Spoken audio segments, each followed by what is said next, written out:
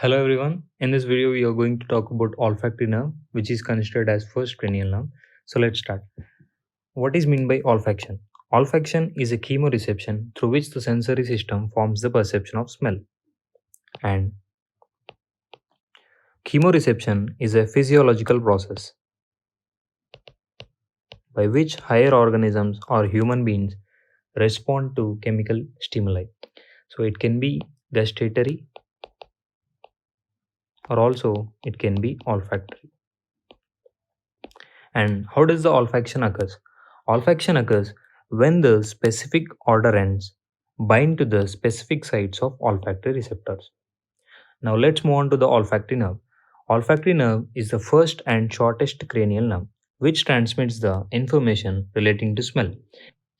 Olfactory nerve is also a special visceral afferent nerve. It is developed in association with gastrointestinal tract and they carry the senses like gustation and olfaction.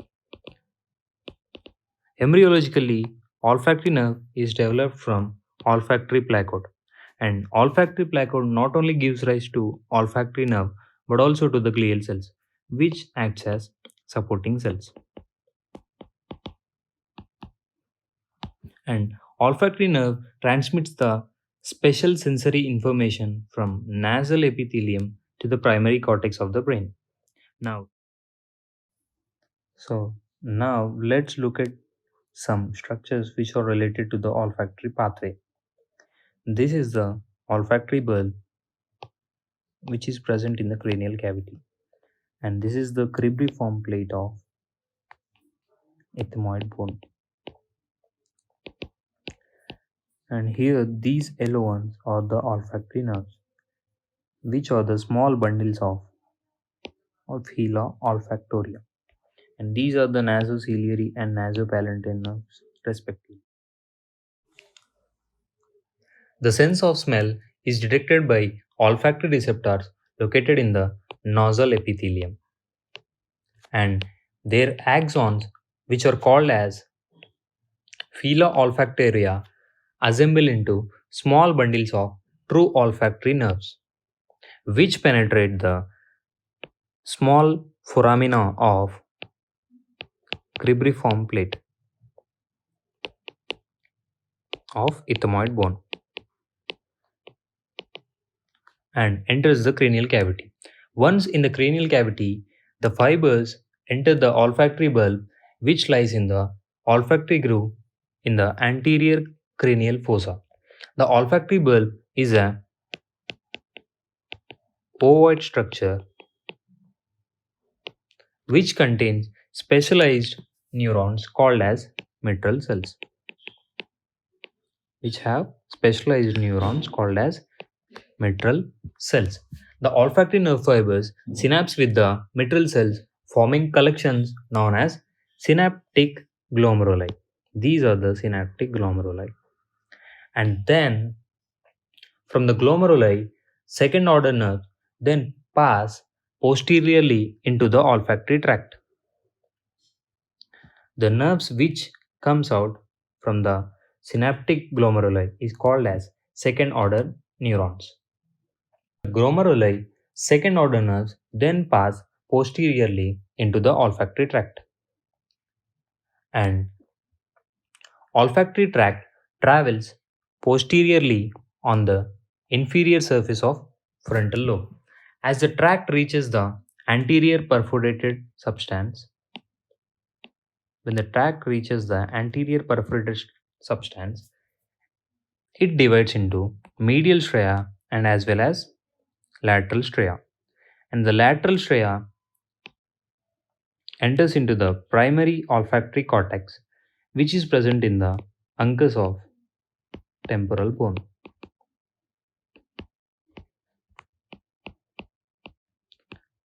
And then, primary olfactory cortex sends nerve fibers to piriform cortex, amygdala, olfactory tubercles, and as well as secondary olfactory cortex. Let's move to the another division, which is known as medial straya. Medial straya carries the axons across the medial plane of anterior commissure, where they meet the opposite olfactory bulb on the opposite side. Now, let's move on to the sensory function of the olfactory nerve, and it is achieved by olfactory mucosa. This mucosa layer not only senses smell, but it also detects the more advanced aspects of taste. And olfactory mucosa is composed of pseudostratified columnar epithelium, which are present in the roof of nasal cavity. Olfactory mucosa also contain different types of cells. One is basal cells, which form the new stem cells from which the olfactory new cells can develop. New stem cells from which new olfactory cells develop. And next cells are subtentacular cells, which are tall cells for the support. And these are analogous to the glial cells of CNS, central nervous system. Next cells are olfactory receptor cells. These are the bipolar neurons which consists of two processes. Dendritic process project to the surface of epithelium, whereas the central process project in the opposite direction through the basement membrane. And olfactory mucosa not only contains cells but also glands, which are Bowman glands, which secrete mucus. Now, let's move on to the clinical relevance. Anosmia, which means the absence of sense of smell. So, it can be temporary, permanent, and congenital. Temporary anosmia is due to can be caused by infection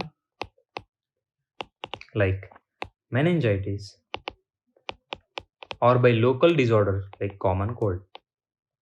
And the permanent anosmia can be caused by head injury or tumors which occurs in the olfactory groove, which is meningioma. And also anosmia can be occurred due to neurodegenerative condition such as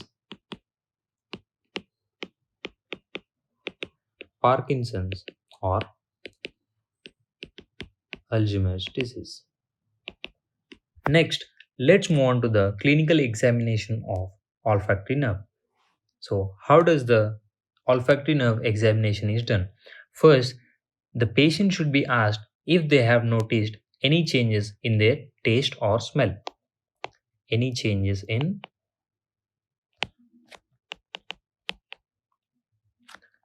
taste or sense of smell. Then each nostril is tested, asking the patient to identify a certain smell. Peppermint and coffee are oftenly used. Eyes of the patient should be closed for this part of examination. So this is all I got for this video.